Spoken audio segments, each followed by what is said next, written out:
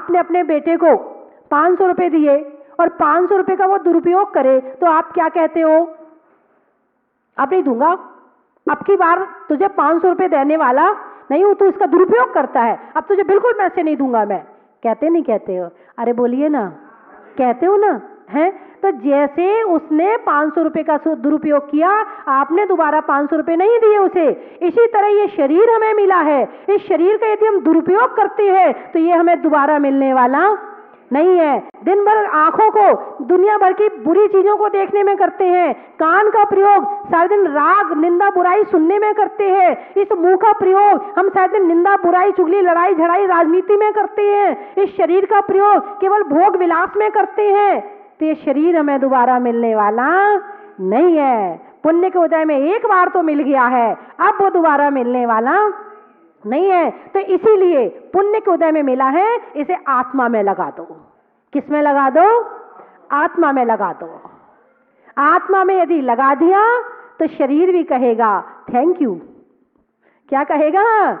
Thank you, आपने मेरा सदुपयोग किया है, आपने मुझे इतनी अच्छी जगह लगाया है, त्याग में लगाया, व्रत में लगाया, आपने उसे इस समय इतना बिगाड़ रखा है, केवल उसकी डिमांड पूरी करते हैं। जैसे एक रथ होता है, रथ में एक सारथी होता है और एक उसमें बैठने वाला मालिक होता है। आपकी गाड़ी मान लो ना, एक ड्राइवर होता है और बैठने वाला मालिक होता है। गाड़ी किसके हिसाब से चलती है? बोलो ना, अरे जोर से बोलो ना। मालिक के हिसाब से गाड़ी चलती है और चलनी भी चाहिए, क्योंकि गाड़ी मालिक की है ना? गाड़ी ड्राइवर की नहीं है, मालिक की है। और यदि मालिक सो जाए तो फिर ड्राइवर अपने हिसाब से चलेगा, क्योंकि गाड़ी का काम है चलना, वो रुकेगी नहीं, उसका काम है चलना। तो ये शरीर हमारा है और इसके मालिक हमारी आत्मा है, मन इसका ड्राइवर है। मन कौन है? ड्राइवर है। हमारी आत्मा सो गई है, मन कहता है चलो होटल में खाना खाना है, चल दिए। मन कहता है चलो फिल्मी गाने सुनना है, चल दिए। अब आत्मा जाग जाए और मन से कहे नहीं, बिल्कुल नहीं सुनना है, बहुत सुन लिया राग का संगीत, बहुत दुनिया में अभी तक सब यही सुना है, कान खराब कर लिए सुन सुन के निंदा बुराई चुगली, अब नहीं सुनना है, अब तो प्रभु के गुणगान सुनूंगा, अब तो प्रवचन सुनूंगा, अब तो शास्त्रों को सुनूंगा, जिससे मेरे कान मिलना सार्थक हो जाएंगे। आंख कहती पिक्चर देखनी है, मन कहता है तो आंख पिक्चर देखती है, लेकिन आत्मा कहे नहीं, स्वाध्याय करना है, इन आंखों को आंख मिली है, स्वाध्याय करो इससे। इससे क्या होगा?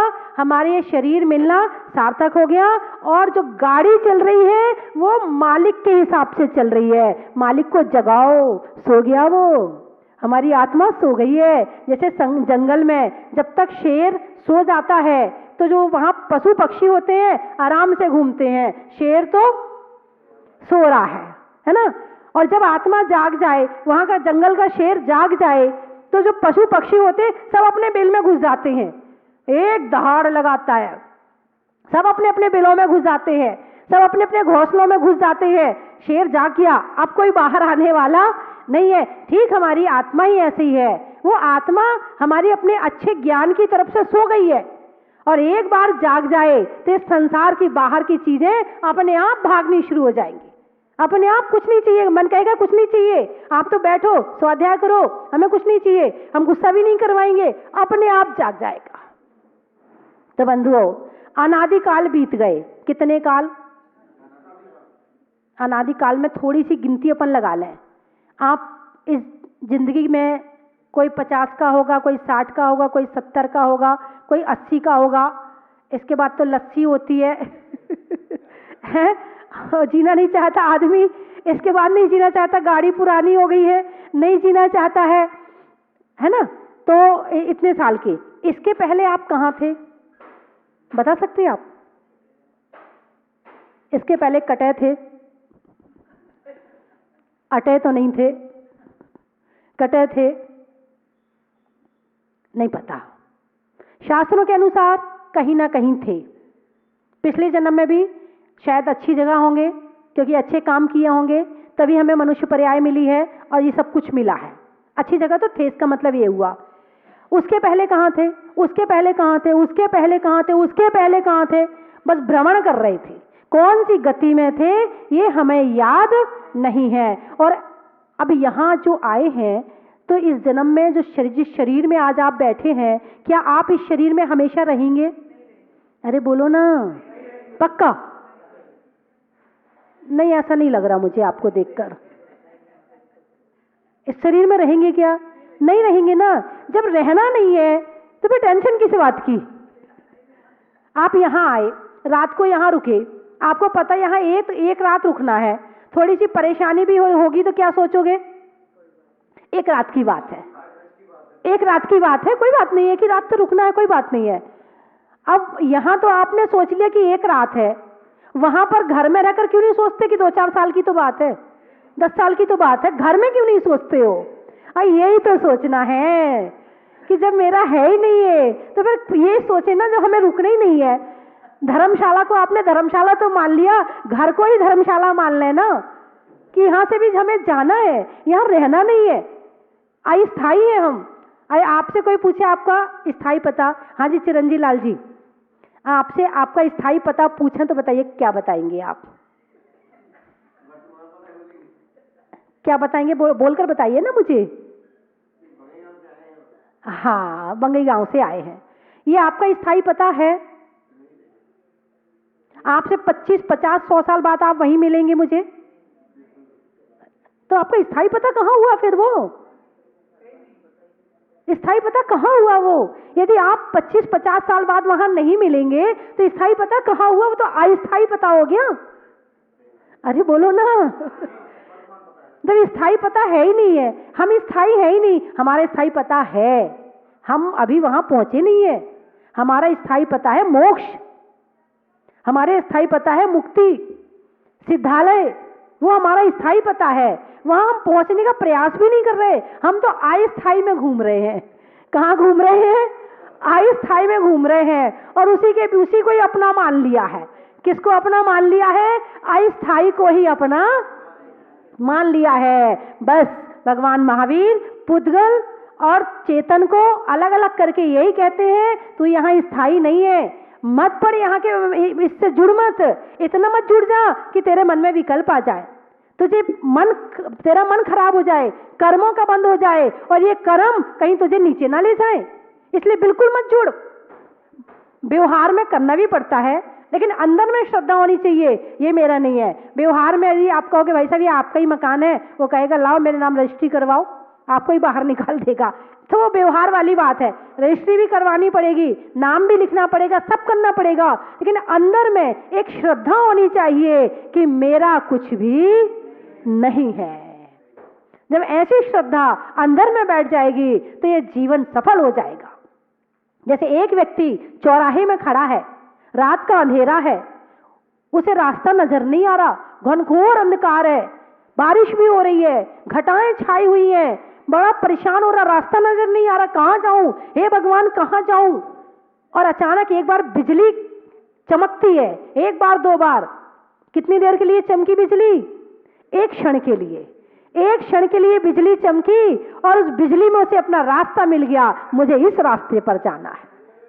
ठीक अपने अंदर भी ज्ञान की एक बिजली चमके और बिजली से हमें अपना रास्ता मिल जाए, हम उस पर चलना शुरू कर देते हैं। मैं कुछ नहीं करती हूं, केवल बिजली चमका रही हूं, मैंने कुछ नहीं किया है, केवल भगवान महावीर ने जो बिजली यहां तक पहुंचाई है वो बिजली आप तक पहुंचा रही हूं। बाहर की बिजली तो आप बहुत यूज करते हो, जरा हमारे भगवान महावीर की भी बिजली यूज कर लेना, उसमें ज्ञान रूपी बिजली में देखना कि क्या मेरा है और क्या मेरा नहीं है। वह ज्ञान रूपी बिजली अपने दिमाग में चमका लो, जीवन जीना सार्थक हो जाएगा। ये वाला जीवन खाओ पियो सो जाओ, ये जीवन तो अनंत काल से जी रहे हैं, आत्मा के स्तर पर जियो, ऐसा जीवन शायद पहली बार मिला होगा। और हो सकता है हम समूह शरण में भी गए हों, हो सकता है हमने वहां जाके प्रभु के दर्शन भी किए हों, लेकिन बस फिर भी घूमे जा रहे, अज्ञानता है ना, फिर भी घूमे जा रहे हैं। तो बंधुओं, जग में जो कुछ देख रहे सब जड़ चेतन का खेल है, और हम तुम तब तक बोल रहे हैं जब तक इनका मेल है। पता नहीं कब किस घड़ी में कौन बुलावा आ जाए और मन की इच्छा मन में ही रह जाए। कुछ नहीं, जहां रहो, गुरुजी कहते हैं खाओ पियो मस्त रहो और धर्म करो व्यस्त रहो। हमारे गुरुजी ने मुझे बड़ा सूत्र दिया था कि खाओ पियो मस्त रहो और धर्म करो व्यस्त रहो। तो आप भी इस सूत्र पर अमल करें, मेरी ऐसी भावना है। बोलिए महावीर भगवान की। धर्म स्नेही बंधुओं, चर्चा पुद्गल की चल रही है कि संसार में जो कुछ दिख रहा है वो सारा का सारा पुद्गल है। कर्म भी पुद्गल है, विचार भी पुद्गल है, जो हम सोचते हैं मन में वो भी पुद्गल है, छाया भी पुद्गल है। यानी जो कुछ है दिखे और ना दिखे वो सब पुद्गल ही है। समय सार में कहा है कि मैं पुद्गल नहीं हूं, मैं पुद्गल नहीं हूं, मैं जीव हूं। पुद्गल की कीमत कब है? जब जीव है, और जीव नहीं है तो पुद्गल की कीमत करने वाला कोई नहीं है। हजारों टन सोना यदि जंगल में पड़ा हो और वहां कोई आदमी ना जाता हो तो सोने की कोई कीमत नहीं है। कीमत करने वाला कौन है? जीव है। और जीव के अंदर ये कीमत पैदा करने वाला कौन है? मोह है। यदि मोह ना हो तो आपके घर में कितना सोना पड़ा हो आपको मतलब नहीं है। अरे क्या करना है, अरे रहने दो ना। अभी जो अनुराधा जी नागपुर वाली यहां रह रही है, परसों कह रही थी मेरे से, पहले बहुत लगता था ये नई चूड़ियां पहन लूं, सेट पहन लूं, ये पहन लूं, वो पहन लूं, बहुत इच्छा होती थी। लेकिन जब से यहां शिविर में आए हैं 10 लाखश्री में, और जब से यहां पर तत्वार सूत्र का और आपके प्रवचन सुने हैं, तब से लगता है क्या करना, पहन के नहीं पहनना है, छोड़ो, क्या करना, जैसे सिंपल है ठीक है। ज्ञान आते ही उस वस्तु के प्रति मोह कम हो जाता है। यदि मोह है तो समझना ज्ञान नहीं है, और ज्ञान है तो समझना मोह नहीं। अभी रहेगा, एक साथ पूरा खत्म नहीं होगा। मैं ये नहीं कह सकती कि एक दिन में सारा खत्म हो जाएगा, लेकिन मात्रा कम हो जाएगी। जैसे एक होता है 108 डिग्री का बुखार, ऊपर जाने का नंबर आ जाएगा, और एक बुखार है या 2 है या 3 है तो इतने में कम चल जाता, ठीक है, ज्यादा चिंता नहीं लगती है। लेकिन 108 पे पहुंच जाए तो चिंता वाली बात है, खतरा वाली बात है। ऐसे ही मोह अधिक हो जाए तो खतरा वाली बात है। और मोह काम चलाओ, चलो गृहस्थी चल जाए, घर चल जाए, रिश्तेदारी चल जाए, बस उतना ही, उससे ज्यादा नहीं है तो समझना कि जीवन सही चल रहा है। जितनी बेईमानी करते हैं अधिक मोह वाले करते हैं। अब यहां 500 1000 के नोट बंद किए, 2000 के नोट शुरू किए, नकली नोट बनने शुरू हो गए। कौन करवा रहा है ये काम? उस धन के प्रति आसक्ति है कि मैं पैसा कैसे कमा लूं जल्दी से, ये वो करवा रहा है। बाजार में, मेडिकल की दुकानों में नकली दवाइयां कई बार पकड़ी जाती हैं। अब असली दवाई है, सही काम करेगी। नकली दवाई में खर्च कम हो रहा है, पैसा ज्यादा मिल रहा है, तो नकली काम शुरू कर दिया। सौंफ है, सौंफ के ऊपर हरे रंग का कलर चढ़ा दिया, बढ़िया वाली सौंफ बन गई। और सबसे ज्यादा परेशान होता उपभोक्ता परेशान होता है। वो एक भाई आए थे तो बोले मैं मिर्ची का काम शुरू कर रहा हूं। मैंने कहा अच्छा। बोले पहले मैं नकली काम करता था कि जो मिर्ची होती थी पुरानी सड़ी गली सारी मिर्ची इकट्ठी कर लेता था और उसको पीस करके उसमें कलर डाल देता था तो सुंदर लाल कलर हो जाता था और वो अच्छे दामों में बिक जाती थी। लेकिन करते करते मुझे घाटा पड़ गया। इस बार मैंने सोचा है कि काम करूंगा, मगर असली काम करूंगा और अच्छा काम करूंगा, 2 नंबर का काम नहीं करूंगा। कि इंसान ही इतनी बेईमानी कर रहा, किसके लिए कर रहा? कहां जाओगे बेईमानी करके? दूध पीने बैठा तो दूध नकली निकला। दूध नकली बिक रहा नहीं बिक रहा बाजार में है? कितना नकली दूध बिक रहा है। इसी के साथ में दूध पीने बैठा तो दूध नकली निकला, भोजन करने बैठा तो भोजन नकली निकला, दुनिया से परेशान होकर जहर खा के सोया और सुबह सो के उठा तो जहर नकली निकला। यहां तो जहर भी असली नहीं है। भारत में जितना धर्म है उतने ही आसक्ति और आकांक्षाएं बहुत है। विदेशों में लोग धन कमाते हैं, ऐसी बात नहीं कि धन नहीं कमाते, वहां के लोग कमाते हैं। सुबह कमाया, शाम को कमाया, रात को गए, खाए पिए, मौज करे, खर्च कर दिया, कल की उन्हें चिंता नहीं है। अक्सर विदेशों में प्राय लोग अधिकतर ऐसा करते हैं, और भारत में अधिकतर लोग कमाया और इकट्ठा कर लो, बस इसके नाम से मैं ये पॉलिसी कर लो, इसके नाम से ये कर लो, इसके नाम से ये कर लो। अब यहाँ दिक्कत भी ये है कि बच्चों की जिम्मेवारी माँ बाप की होती है। आज से 25 साल बाद माँ बाप की जिम्मेवारी नहीं रहेगी, ध्यान रखना। जो विदेशों में कल्चर है वही कल्चर यहाँ आ जाएगा। अभी आप बेटे के साथ रह रहे हो, बहू के साथ रह रहे हो, आने वाले समय में बेटा 12वीं पास करेगा, कहेगा पिताजी tata bye bye, mummy bye bye, जा रहा मैं। अभी हो गई ये परंपरा। अभी कौन से बच्चे घर में रह रहे? जो पढ़े लिखे हैं वो घर में रहना पसंद नहीं करते हैं। जैसे चिड़िया का बच्चा है, चिड़िया का बच्चा चिड़िया के घोंसले में, अपनी माँ के घोंसले में तब तक रहता है जब तक उसके पर नहीं निकल जाते, और जैसे ही उसके पर निकलते हैं वो उड़ जाता है। बस यही हालत मनुष्य के साथ भी होने वाली है। आकांक्षा छोड़ दो कि मेरा बेटा मेरी सेवा करेगा, मेरी बहू मुझे गरम गरम रोटी खिलाएगी, पता नहीं गरम गरम रोटी खिलाएगी कि खरी खोटी खिलाएगी। आकांक्षाएं छोड़ दो, सेल्फ जीवन जियो। आप भी मस्त होके जियो। किसी के कारण अपनी जिंदगी को खराब मत करो। वो जो कर रहा है उन्हें करने दो, और जो तुम कर रहे हो वो तुम करो।